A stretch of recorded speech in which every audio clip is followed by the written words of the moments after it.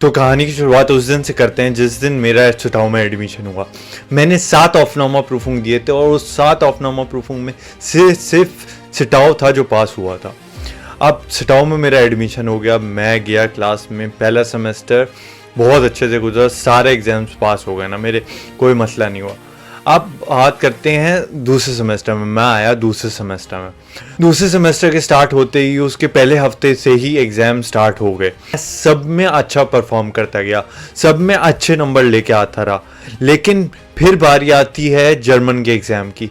मैंने तैयारी करी जर्मन के एग्ज़ाम की, दिन रात बैठ के तैयारी करी। मैं उस टाइम जॉब कर रहा था मैकडॉनल्ड्स के अंदर, वहाँ से आता था, घर आके पढ़ाई करता था।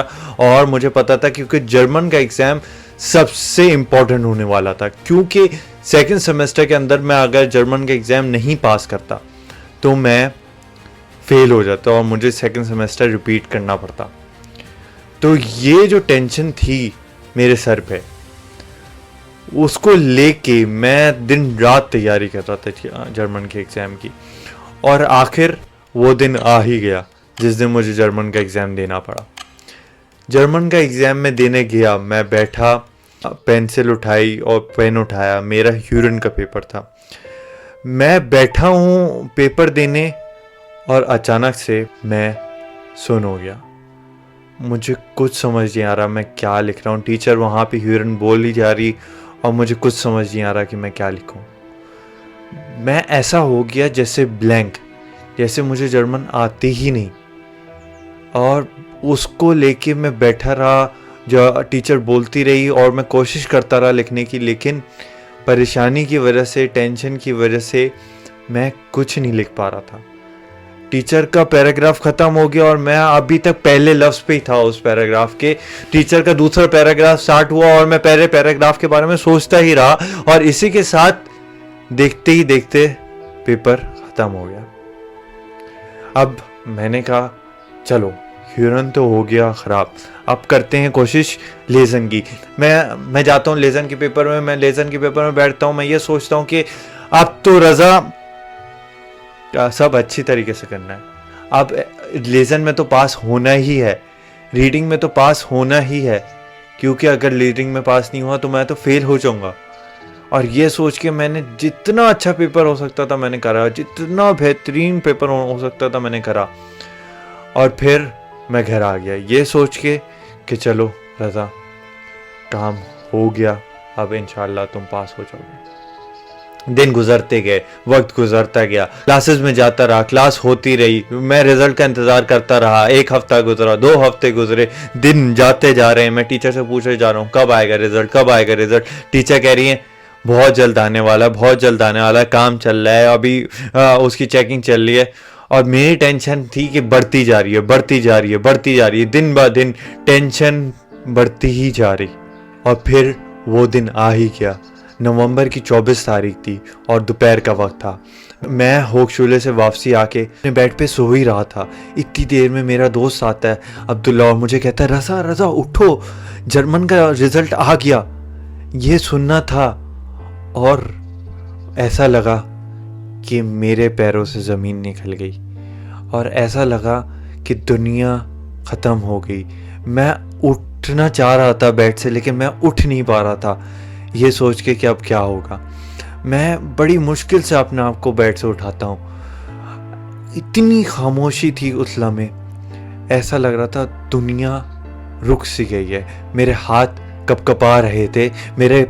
मेरे पास मेरा लैपटॉप था, लेकिन उसको खोलने की हिम्मत नहीं हो रही थी मेरी कि क्या होगा, उस रिज़ल्ट के अंदर क्या आया होगा, क्या लिखा होगा, क्या मैं पास हुआ होगा कि नहीं होगा। अगर मैं पास नहीं हुआ तो मैं क्या करूँगा। ये टेंशन लेके मैं सोच ही रहा था कि मैंने हिम्मत करी और लैपटॉप खोला। लैपटॉप खोल के मैंने उसके अंदर अपना PDF खोला। अब PDF खोलने के बाद मैं उसके अंदर अपना रोल नंबर देख रहा हूँ। हर रोल नंबर के साथ मेरी दिल की धड़कन रुकी जा रही है। 1 गया, दूसरा गया, तीसरा गया, चौथा गया, 5वां गया, आखिर मेरा रोल नंबर आ गया। अब रोल नंबर के बराबर में जो नंबर मेरे लिखे हुए, मुझे वो देखने की हिम्मत नहीं हो रही। मुझे वो देखने की हिम्मत नहीं हो रही क्या वो नंबर इतने होंगे कि मैं पास हो गया हूँगा। और फिर मैंने वो नंबर देखे और वो नंबर लाल में थे और मैं फेल हो गया था, ना सिर्फ ह्यूरन में बल्कि लेज़न में। उस वक्त ऐसा लग रहा था कि बस अब तो सब कुछ ख़त्म हो गया, अब तो मैं क्या करूँगा, अब तो मैं कुछ नहीं कर सकता। तो मेरा वीज़ा अपॉइंटमेंट था, मुझे अपना वीज़ा एक्सटेंड करवाना था। अब मैं जबकि उसको रिपीट करूँगा तो कैसे होगा ये सब, ये सोच के सोचा जा रहा, लेकिन कोई हल नहीं मिल रहा।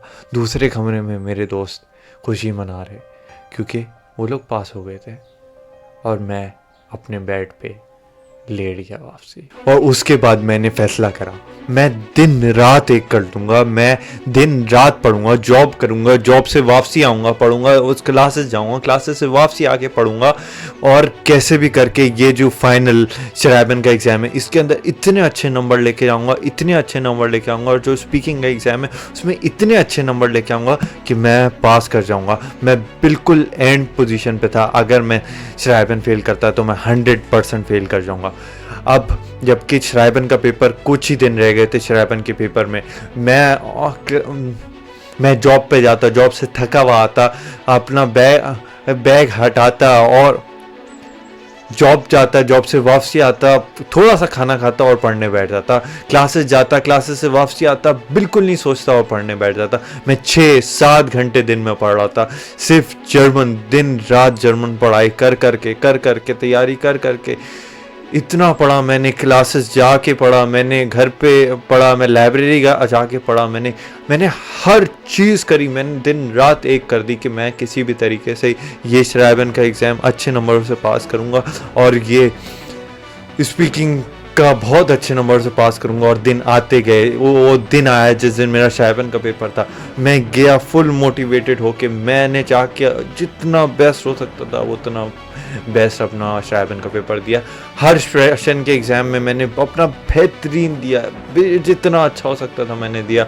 और फिर आहिस्ता आहिस्ता रिज़ल्ट आने स्टार्ट हुए, रिज़ल्ट आता गया। शराबन स्पीकिंग का पहला रिज़ल्ट आया जिसके अंदर मेरे फर्स्ट पोजीशन है, जो आइंस नोट है जिसको कहलाते हैं। फिर मेरा सेकंड आया स्पीकिंग का जिसके अंदर मेरे आइंस आए, और इस तरीके से एक्सप्रेशन के आते रहे। एक्सप्रेशन की 2, 3, 4 एग्ज़ाम हुए, चारों के अंदर सबसे बेहतरीन नंबर आए मेरे।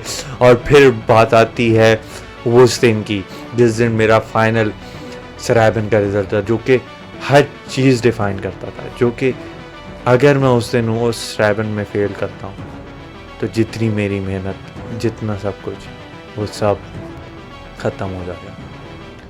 और फिर मैं उसी लम्हे पे वापसी पहुंचा जब मेरे हाथों में मेरा लैपटॉप था और मैंने खोला लैपटॉप और मैंने PDF देखा, रोल नंबर देखता गया।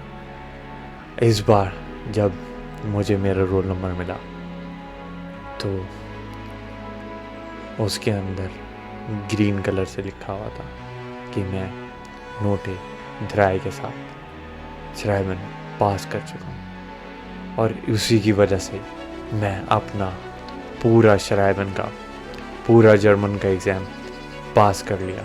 तो आखिर मैंने तुम्हें ये कहानी क्यों सुनाई?